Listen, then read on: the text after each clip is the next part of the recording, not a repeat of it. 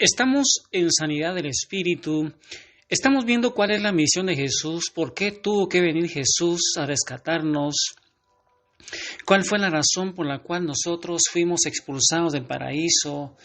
Hemos visto que perdimos la gracia santificante, perdimos esa gracia de Dios, esa vida de Dios que había en nosotros se perdió allá en el paraíso, fuimos expulsados del paraíso. Fuimos creados para vivir eternamente y se perdió el don de la inmortalidad, se perdió el don de la impasibilidad que evitaba que nosotros sufriéramos y nos enfermáramos. Y además se perdió ese don de la integridad que hacía que tuviéramos nosotros una relación íntima con ese Padre bueno, ese Padre maravilloso. Dice el Génesis que el Padre se paseaba por el jardín. Imagínate a Dios caminando ahí con sus criaturas, con Adán y Eva. ¿Qué pensaba ese Padre bueno, ese Padre maravilloso? Qué relación tan linda que se perdió. Esa relación entre Adán y Eva era maravillosa, la relación con nuestros semejantes y nosotros mismos no teníamos miedo, no teníamos temor, ya que por el pecado entró el primer pecado. El pecado trajo la primera enfermedad, que es el miedo. Empezamos a tener miedo, nos escondemos de Dios. Cuando nosotros pecamos, la señal es que nos vamos escondiendo de Dios.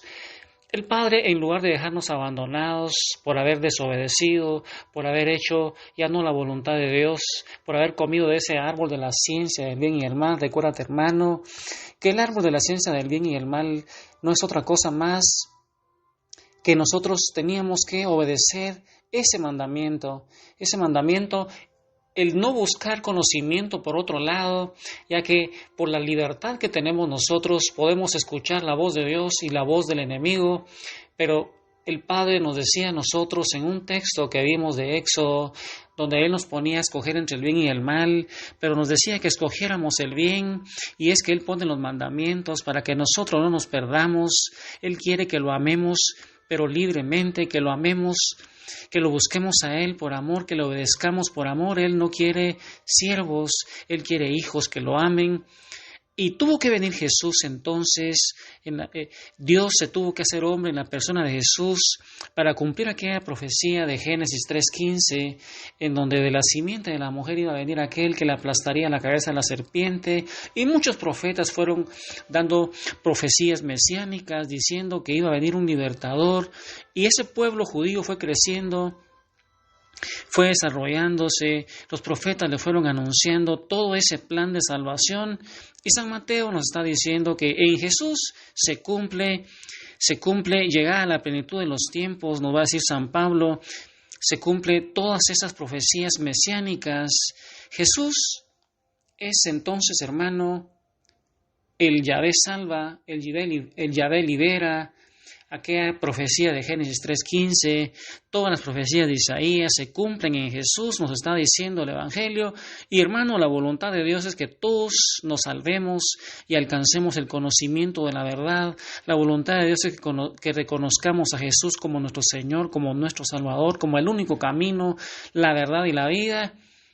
Y entonces Jesús fue el nombre que le pusieron al hijo de José y María, y se lo puso Dios directamente en boca del ángel Gabriel. Jesús, luego de su nacimiento, hoy vamos a ver cómo Jesús va cumpliendo la misión, ya que luego de su nacimiento, Jesús creció como todo niño judío, como todo niño hebreo. Son muy pocas las veces que se habla de ese periodo de la vida de Jesús. Es San Lucas el que nos va diciendo algunos versículos de la vida de la infancia de Jesús. Y a ese periodo en donde ya no se habla de Jesús hasta después de su bautismo, a ese se llama la vida oculta de Jesús ahí en los evangelios. Y es San Lucas que nos relata que cuando tenía 12 años, Jesús, estando en Jerusalén para la fiesta de la Pascua, estuvo en el templo. Imagínate a Jesús que estuvo en el templo según era la ley decía que tenían que ir una vez al año en peregrinación. Imagínate a Jesús, a María, a San José, peregrinando como nosotros lo hacemos. Ya cada día lo hacemos menos, porque ahora ya no se va en peregrinación como antes. Pero ellos, imagínate en esas peregrinaciones, en esos desfiles, en donde ellos iban a cumplir la ley, como era la costumbre de ese pueblo judío. Dice que Jesús, nos cuenta San Lucas ahí en el capítulo 2, nos va relatando que cuando tenía 12 años, Jesús, estando en Jerusalén para la fiesta de la Pascua, estuvo en el templo y él escuchaba y preguntaba a los maestros de la ley. Dice que esos maestros de la ley quedaron estupefactos por la inteligencia y la respuesta de ese niño de 12 años. Y teniendo Jesús ya más de 30 años, se va a producir un hecho que va a marcar el inicio de la actividad pública para cumplir con la misión de salvación que le fue encomendada a Jesús por el Padre. Ese hecho es el bautismo de Jesús en el río Jordán por parte de Juan el Bautista. Imagínate, hermano, que está Juan el Bautista, está Jesús, y mira cómo lo narra San Lucas. Entonces aparece Jesús que viene de Galilea al Jordán, donde Juan, para ser bautizado por él, pero Juan trataba de impedírselo, diciendo: «Soy yo el que necesita ser bautizado por ti, ¿y tú vienes a mí?». Jesús le respondió: «Déjame ahora, pues conviene que así cumplamos toda justicia». Entonces le dejó. Bautizado Jesús, salió luego del agua, y en esto se abrieron los cielos, y vio al Espíritu de Dios que bajaba en forma de paloma y venía sobre él, y una voz que salía de los cielos decía: «Este es mi Hijo amado, en quien me complazco». Palabra del Señor. Imagínate, hermano, a Jesús, que aun siendo Dios, Él es verdadero hombre, verdadero Dios, se despojó de su divinidad y fue bautizado por Juan el Bautista. Qué humildad de Jesús, pero qué señal. Imagínate el Padre, está el Hijo y está el Espíritu Santo. Hoy, hermano, con este canto lindo de un cantante peruano llamado Enrique Ascoy, yo te invito a que medites esa obediencia de Jesús, como Él, para cumplir su misión, tiene que cumplir la ley. Ahí donde estás entonces, hermano, es un momento de darle gracias a Jesús, porque viene a salvarnos.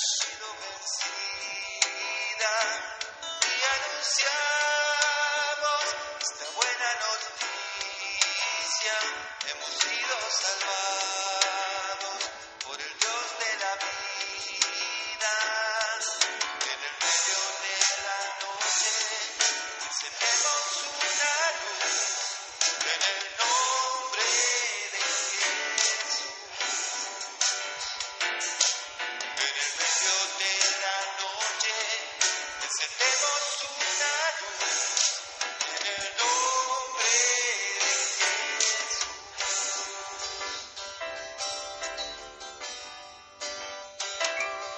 Sembradores del desierto, buenas nuevas anunciamos, extranjeros en un mundo que no entiende nuestro canto.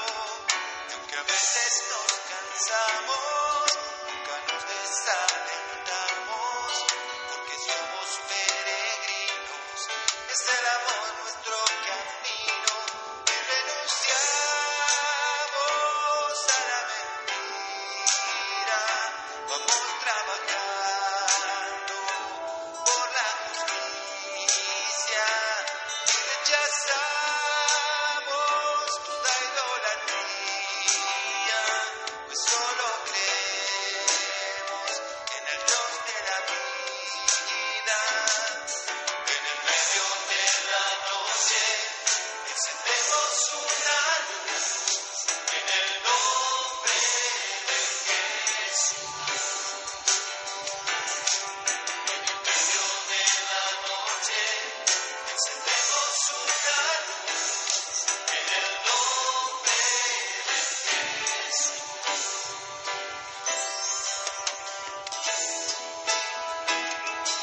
Gracias, Jesús,